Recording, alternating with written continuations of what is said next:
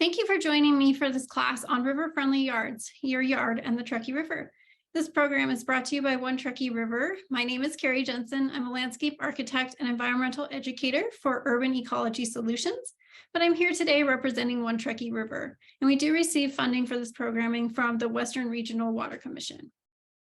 One Truckee River is a nonprofit that partners with other agencies and other nonprofits throughout the region to ensure the healthy, thriving, sustainable river connected to the hearts and minds of its community. We're all working together as one to protect the Truckee River, hence the name One Truckee River. We're working under a management plan that was approved by the cities of Reno, Sparks, and Washoe County in September of 2016. This management plan has a lot of different goals and objectives for managing the river, and we're going to be touching on a few of those today. The first is to ensure that we are delivering the cleanest water possible into the storm drain system. And another goal we're going to touch on today is to make sure that we are fostering a culture of stewardship throughout our communities so that we're all working together to care for the Truckee River. And how are we meeting those objectives? We have this new education initiative called River Friendly Yards, where we're teaching people in our community about how we can help protect the Truckee River from our own yards, no matter where we live in the watershed. If we're far away or close, we're all connected to the Truckee River and can help protect it. We're basically trying to help teach people to take their landscapes from this Anywhere USA model that a lot of us are very familiar with and adapt it to work for our environment here in the Truckee Meadows, and perhaps look something a little more like this. You might be wondering, why do we need river-friendly yards? Well, if we back up really far and look at the big perspective here, it's really a water issue. So we're trying to protect water quality. And if you look at our planet from space, if you were an alien and you just arrived here and you saw this planet from afar, you might be thinking, wow, they have a lot of water on this planet. They can't have any water issues, right? But we all know that that isn't true, right? We learned probably when we were really young that the majority of the water on Earth is in the oceans and it's salt water. But only 3% of water on Earth is fresh water, and the majority of that is trapped in glaciers or in underground sources. Less than 1% of the fresh water is available to us in rivers and lakes where it's easy to access. And what is our local situation here? Well, we live in the state of Nevada, in the middle of the Sagebrush Sea and the driest state in the United States. As you can see from this graphic, the red states are the drier states compared to the eastern states, which are very green and have a lot more precipitation. So we're in a very dry place here in the Truckee River watershed. You might be wondering, what is a watershed? A watershed is an area of land where all of the water drains to one location. The really simple way to think about that is as a natural bathtub, with the rim of the bathtub being a mountain range, the sides of the bathtub being any of the streams that come off of that rim, and the bottom of the bathtub being where it all drains to. And within the state of Nevada, the majority of the state was contained within the larger Great Basin watershed. But here in the Truckee Meadows, we live in a smaller sub-basin or smaller bathtub called the Truckee River Watershed, and we'll take a quick little tour of it. It starts up at Lake Tahoe with all the snowmelt that drains and goes into Lake Tahoe with many different streams and all of that snowmelt, but there's only one outlet, and that is the Truckee River, which flows down out of the mountains and brings drinking water supplies down to us here in the Truckee Meadows. The Truckee River supplies about 85% of our drinking water. And the bottom of our bathtub is Pyramid Lake. That is the terminus of where Truckee River goes. It goes out into Pyramid Lake, and it is very important to note that it is an endorheic basin, which means it's a closed basin, and that the water does not flow out to the ocean. This means that pollutants can build up very quickly here because it had nowhere else to go. It's also home to endangered and endemic fish species, such as the kuyui and the Lahontan cutthroat trout, making a very unique and important watershed to protect. And how is our watershed changing? Well, you can see from this graphic here, we have the entire watershed on the right, and we've blown up on the left the Reno Sparks Truckee Meadows area. And the pink delineates urban development. So we've had an awful lot of that in the last couple of decades. And with urban development comes an awful lot of what's called impermeable surfaces, which is just a fancy way of saying asphalt and concrete, or surfaces that water can't flow down through. And we think about these in urban areas or downtown where we see an awful lot of concrete and asphalt. But we also have a lot of impermeable surfaces associated with our suburban developments as well, with all of the streets. And when we have these impermeable surfaces, kind of explain how this changes things from a water quality standpoint. So on the left-hand side, we have a natural forested area. And when we have precipitation, it comes down and it either is used by the plants and evapotranspirated, or it's allowed to infiltrate down into the soil. Very little of the water is going to flow across the surface of the ground. Whereas in an urban environment where we have all these impermeable surfaces, then we have less water that is able to infiltrate. And we also have maybe less evapotranspiration. And as a result, we have more water that runs across the surface of the ground. And we need a place for all that water to go. Otherwise, we would have flooding in our cities. So engineers have installed systems to deal with this, and that is their storm drain system. It takes all the water from storms that goes onto our streets and drains it away so that it doesn't flood. All of that water goes into those drains on the sides of the sidewalk, into pipes below ground that eventually drain out to our local waterways. That water is not cleaned, and it should not be confused with the sanitary sewer system, which is separate. So that is the system when you flush your toilet or put things down your sink, all of that goes into a separate system that is also piped underground, but it goes out to a treatment plant. And the biggest one in our local area is out in Sparks, East Sparks. And the water at the treatment plant gets cleaned before it is then discharged back into the Truckee River. So these systems are often confused, but they are different and separate in that the sanitary sewer, the water gets cleaned, whereas the storm drain system does not. And I like to kind of point out, so here's a picture of a storm drain. If you're not familiar with what they look like in a lot of suburban neighborhoods, it's those little drains on the sides of the sidewalk. And the curb and gutter, the concrete that drains to them, you can think about those as concrete creeks. They are essentially tributaries to the Truckee River because when it rains, the water that flows down those eventually goes to the Truckee River. So they're like small creeks that eventually go to the river. And no matter where you live in the watershed, if you're located next to one of these and have water that drains off of your property and goes down them, then you're connected to the Truckee River as well. And the storm drain system has a few issues with it. The first is called non-point source pollution, which is a really big mouthful.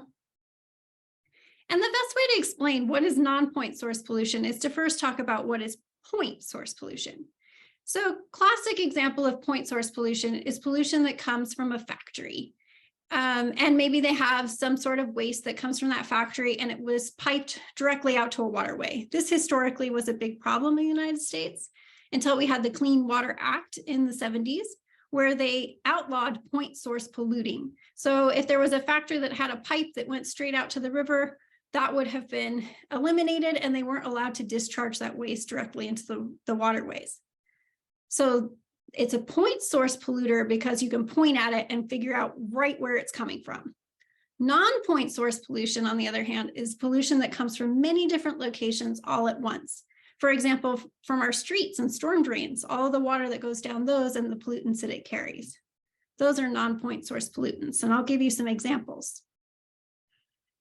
Oil, gas, and antifreeze, other chemicals that could come off your cars.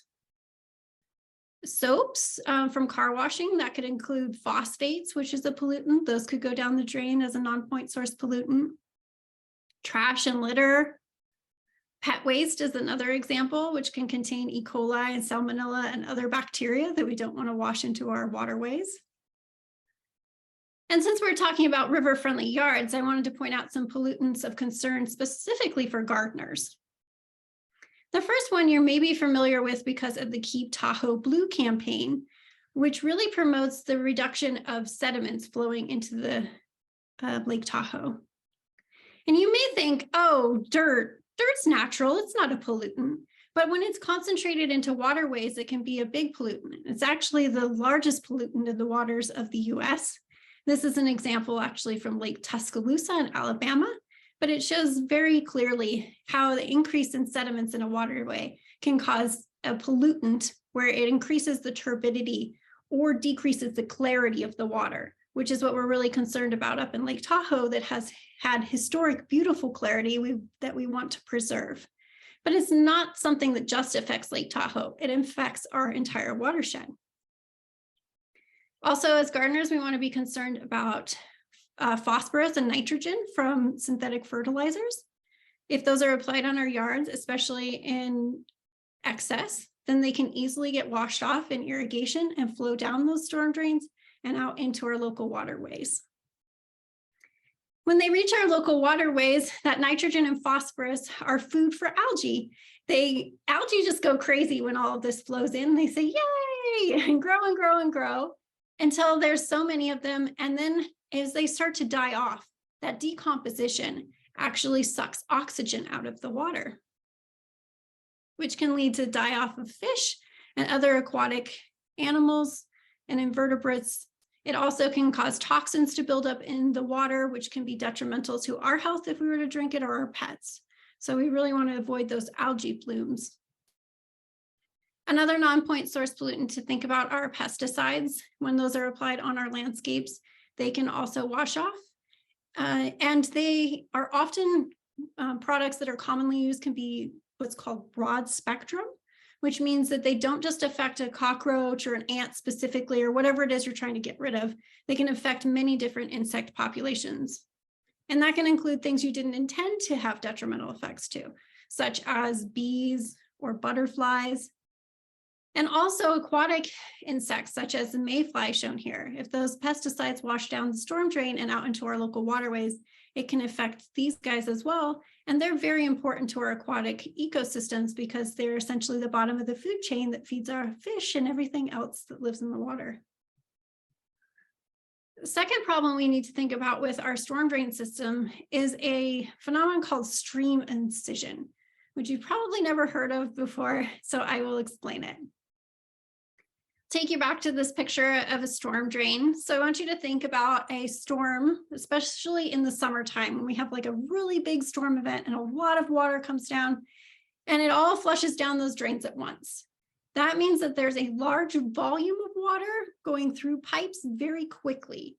And when that high volume water moves at a high speed and hits natural stream banks, it can easily make them erode and have vertical banks. This is called incision as it gets deeper and deeper. And just to kind of explain it, we'll back up here and look at what a healthy river system should look like. So there should be a low flow channel, and then there should be healthy floodplains on either side, maybe on one or the other, it depends, but there should be floodplains probably where when we have a storm event, the precipitation can flow up onto those floodplains. And that supports a lot of vegetation along our rivers and creeks, because then all of the plants have access to that water when we have floods. However, when we have our storm drain system putting all this water in, and then we have the banks that erode and get really deep, then the water goes so deep down in that channel and there's no more floodplains that are easy to access. So all of the trees and vegetation, which is called riparian vegetation, that live along our creeks and streams no longer have access to that groundwater. And they're literally left high and dry, as this example shows here. And you can get die off of those trees along your waterways, which then increases temperatures of your streams. It basically causes an unhealthy stream. And hydrologists even call this urban stream syndrome. So now that we've learned about our watershed and the detrimental effects of our storm drain system, including non-point source pollutants and stream incision, you might be wondering, what can I do about these problems? That's where river-friendly yards comes in. This is where our program teaches people about how to protect the Truckee River from their own yards. And they can play a really important role in reducing those non-point source pollutants and stream incision. So we're going to go through some major principles here. The first one, a principle of river-friendly yards, is to reduce pollutants. And you can do this with a lot of easy maintenance in your yard. Doesn't even mean changing things, but just your practices. Things like making sure you're maintaining your car so that there's no oil leaks or spills. Also taking your car to a commercial car wash instead of washing it in the driveway. As we talked about the phosphates from soaps, if we wash it in the driveway, those could go out to the river. Whereas if we wash our car at a commercial car wash, those are actually considered a point source polluter, and they are regulated so that that water has to go into the sewer system instead of the storm drain. So those phosphates get cleaned out before they are discharged back. We also, if you have any kind of hot tub or spa or pool where you have chlorinated water in your landscape, at the end of the summer, you're obviously going to need to drain that. When you do, you are allowed to discharge it, but you have to use a chemical kit first to take the chlorine out. And you can easily get those dechlorination tablets or chemical kits from your local spa and pool supply store. And we would encourage you to try to drain that out and let it soak into the ground rather than putting it straight into the storm drain. But if you have to, it is legal to put it into the storm drain as long as you have dechlorinated it first. We also want to try to reduce our sediments that could wash out into our waterways. One of the times that sediments are most likely to occur as a pollutant is when we're disturbing the soil, right? When it has no cover and we're moving it around like during construction, then we can have a lot of erosion that occurs and sediments can wash off of sites. So even if you're not part of a construction crew, if you're having any kind of landscape work done on your site, you want to make sure that the contractor is aware of using best management practices for keeping stormwater pollutants out of our waterways. And this is an example here, those straw tubes there, those are called wattles, and they help trap the sediments so that if there's rain coming down that hill, the sediments wash and get trapped and don't go off site. So making sure your contractors are aware and using those kind of practices if you're moving around big amounts of soil. As a home gardener, you can always make sure that you're covering your soil so that it's not bare, makes it less susceptible to erosion. Wood bark mulch or organic mulches are really great because they break down and add organic matter into the soil. We do want to caution, though, that you don't want to put wood bark mulch within 5 feet of your home for fire safety concerns.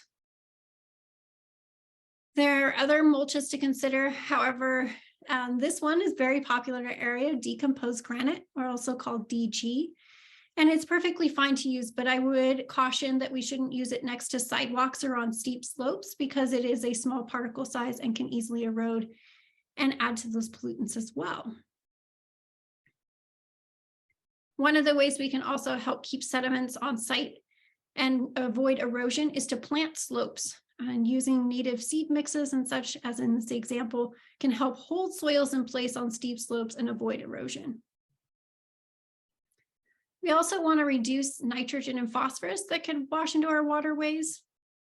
We can do this by using fertilizers responsibly, always making sure that we follow the instructions, because when it comes to fertilizer, more is not always better. If we put on excess that can easily wash away, that just causes problems in our local water quality instead of helping our plants.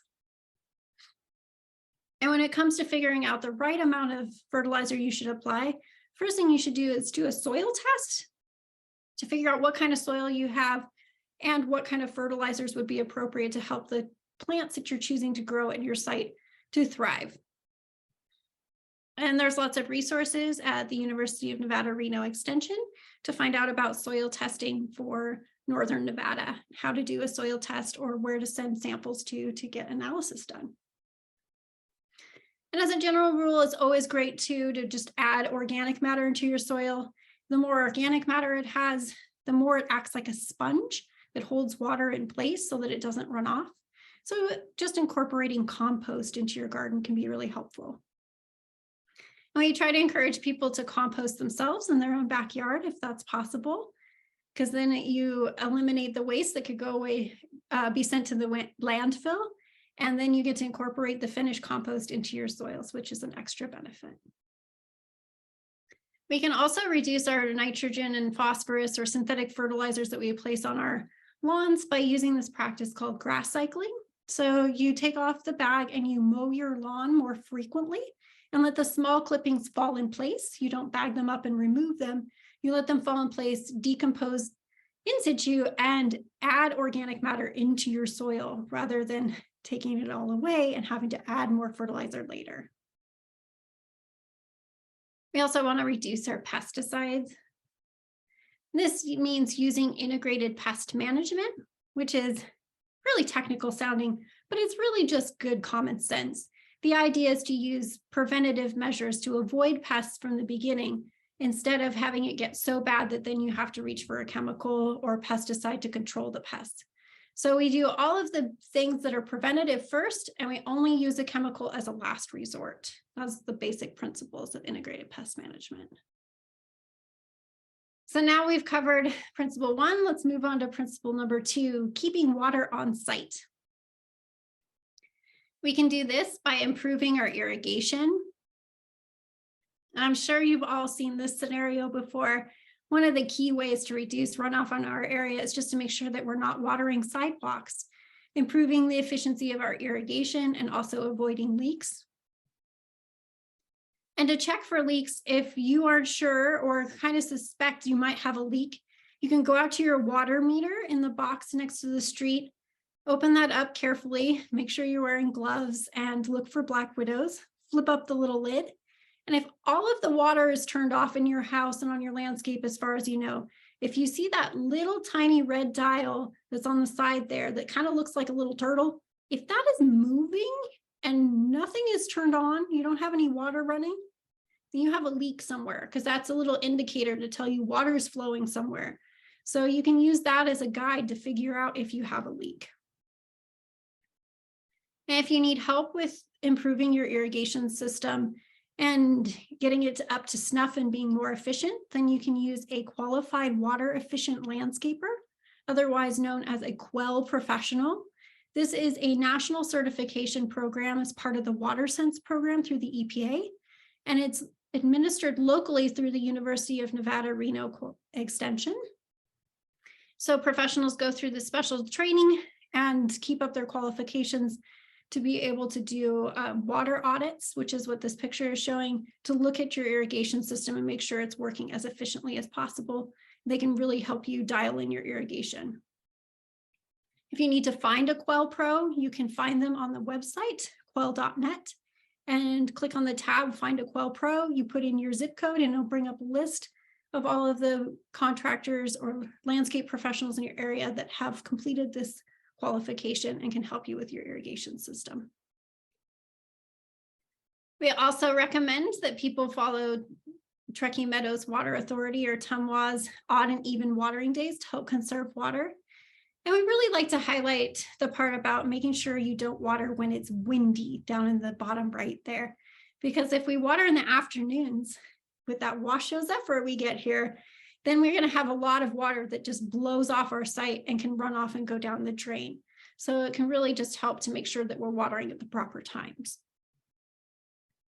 You can also upgrade irrigation technologies to reduce runoff. One of the best ways to do this is to install a smart or weather-based irrigation controller. These controllers or clocks, irrigation clocks, some people use different names for these, that tell your irrigation system when to go off and on. These systems that are weather-based get weather data from local stations that tell them what the weather is today and adjust your watering needs to meet that weather, so that you're taking that guesswork out of how much water should be applied, using water more efficiently and reducing runoff as well. You can also upgrade to new irrigation technologies. There are many new kinds of even sprinklers that have these spray heads that put out how do you call it? It's like, they're called rotators. stream rotators, because they put out a really fine spray that allows the water to soak into the soil more efficiently instead of putting out too much water that can then run off. So even if you have sprinklers, you can upgrade to these newer technologies that are more efficient. You can also use drip irrigation. Of course, drip uses less water than sprinklers. It's measured in gallons per hour instead of gallons per minute for sprinklers. So you can just use that as a comparison. A lot less water, and it's usually applied right where the plants need it. So it's much more efficient. We can also use water-wise plants. So when people think of water-wise plants, I think they often think of xeriscaping, or what people often confuse and call xeroscaping. So they think, oh, if I want to conserve water, I just have to have a landscape that's all rock and cactus. I can't have anything else, right? That's what they think of when they think of xeriscaping. But xeriscaping actually just means having plants in your yard that are adapted and don't need a lot of irrigation.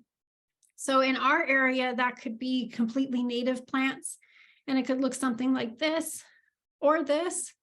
Or if you're not willing to go the whole native route, you can also have a very water-wise landscape design that uses plants that are water-wise and adapted to our region, that are native and non-native, as shown here. And there are so many plants to choose from. I can't go through them all today, but just to give some examples here, some I really like.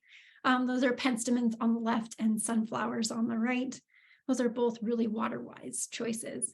And there are lots of resources out there to find water-wise plants that work for our region here in the Truckee Meadows, including the Truckee Meadows Water Authority's landscaping guide on their website.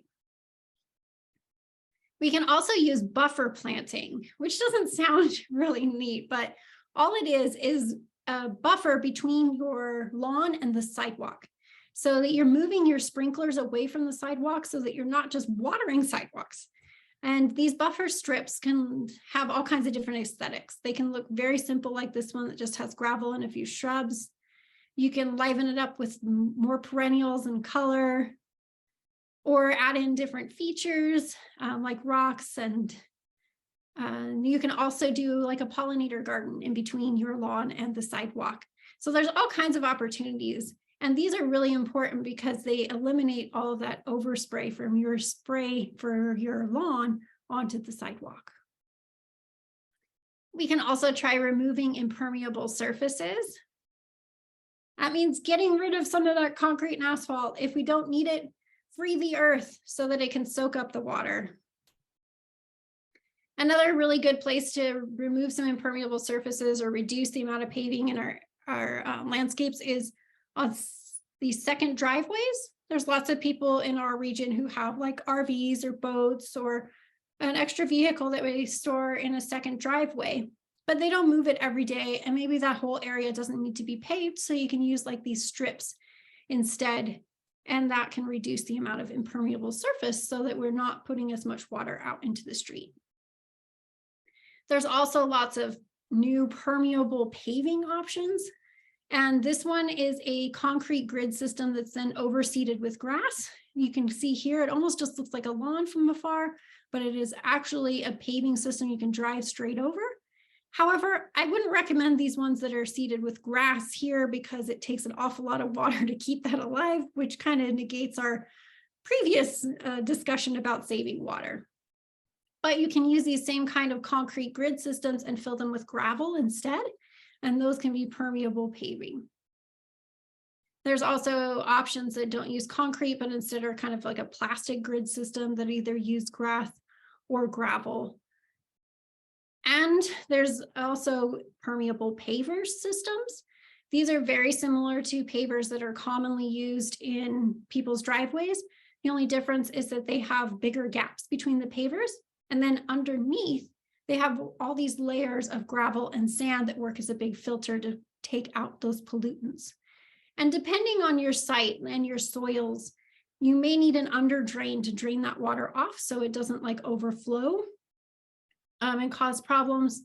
Or if you have enough drainage, it may not require that. You'll just need to work with an engineer or landscape contractor to figure out the details of how this would work on your site. Another permeable paving option is called pervious concrete. And this is basically concrete mix without the fines or sand mixed in. So it has larger pore spaces so that water can flow through. And there's a local example of this at the McKinley Art Center in Reno, the parking lot between the Art Center and the Keystone Bridge. You can go down there and check it out. You can even take a water bottle and pour water on it and watch it disappear. We also want to try to soak up as much water in our landscapes as possible. This really means trying to eliminate just having our downspouts from our roof take water straight out to the roadway and into the storm drain system. If we can at all possible, we want to absorb that water on site, not against the foundation of our homes, but somewhere in our landscape. And there's different techniques for soaking up that water. It can be rain barrels, which are legal in Nevada. I get that question often. They changed the law a couple of years ago. It is legal to have rain barrels. You can only use it for landscaping uses outdoors, though.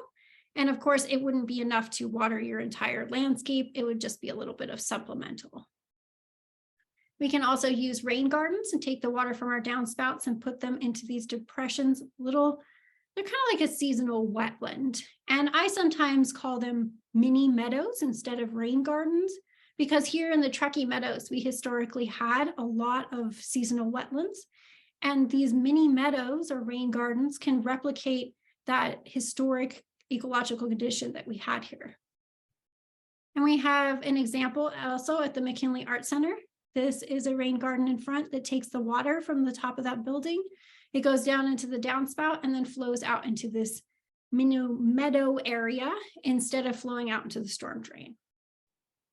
And this is what it looked like when it was under construction, just so you kind of get the idea that it's just a slight depression, a little seasonal wetland where the water can be absorbed on site instead of piped straight out.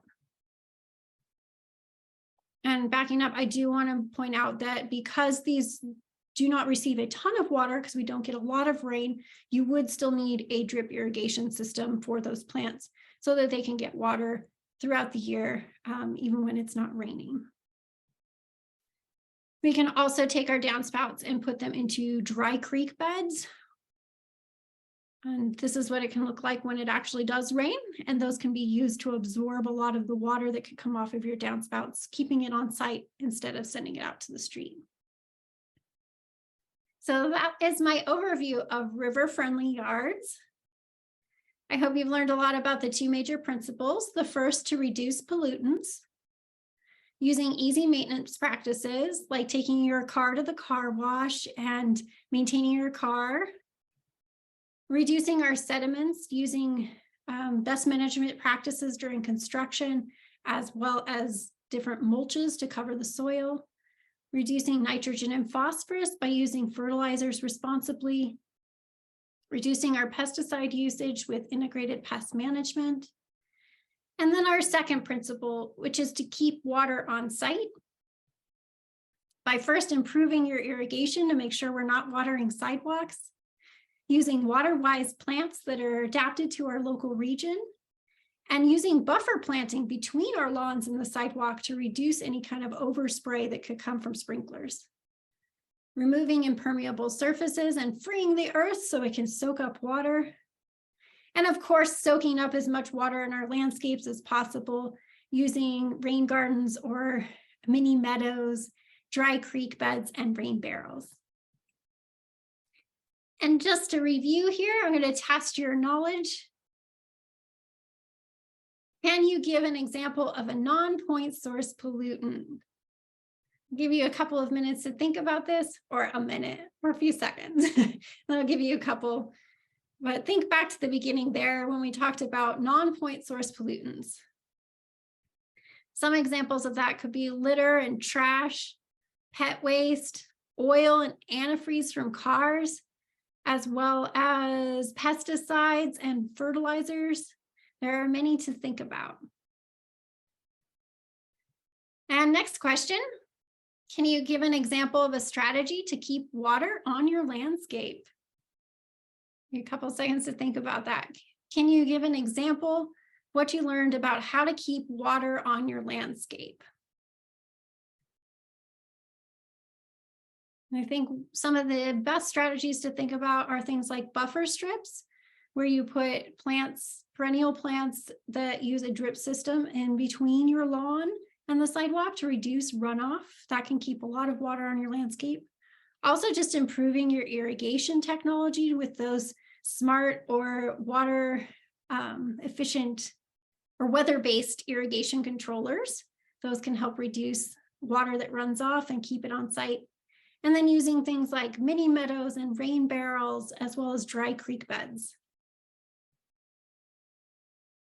And just to loop back here, we talked about that management plan that One Truckee River is working to implement with all of our partners. Want to make sure that we touched on the major objectives there for the class. The first was to ensure that we're delivering the cleanest water possible into the storm drain system. I hope you learned an awful lot about that today, as well as how to foster a culture of stewardship where we're all working together to care for the Truckee River. And that really comes down to the homework that you have after watching this video, and that is to help spread the word, because there's only one of me and lots of you, hopefully, who have watched this video, and I want you to help us spread the word and get the entire community learning about how to protect the Truckee River in our daily actions as well as in our yards. So after this class, your homework assignment is to tell one person something that you learned about in this class. And we make it really easy. If you don't want to even talk to somebody, you can just use social media, of course. We have Facebook and Instagram, as well as a website that you can share with others with all kinds of information and river-friendly yards tips about things that you can do that we talked about in this class. And finally, I just close out here with a general disclaimer that this information is for educational use only. Use it at your own risk, follow all your local codes and ordinances, and of course, consult with professionals if you need help with any of the strategies that we learned about here today. Thank you for joining me for this class on river-friendly yards, and take care.